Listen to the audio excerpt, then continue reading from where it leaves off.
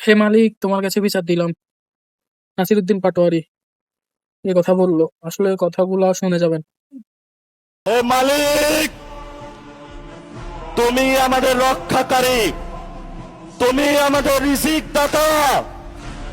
যারা এই বাংলাদেশে জনগণ 17 বছর অপেক্ষা করেছিল, আমাদের অধিকার ছিনিয়ে নিয়েছে, ডাকাতির মাধ্যমে ভাইদেরকে হত্যা করেছে। আয়েশার মালিক তোমার মালিকের বিচারে আমরা বিচার রেখে গেলাম। তুমি তাদের দৃষ্টান্তমূলক শাস্তি বাংলার মাটিতে জনগণের সামনে করবে।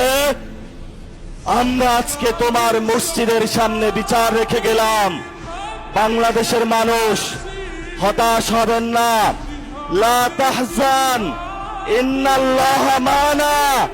আল্লাহ আমাদের সাথে আছেন, শক্তিমান, ভয় নাই, জয় করব আমরা ইনশাআল্লাহ। দ্বিগুণ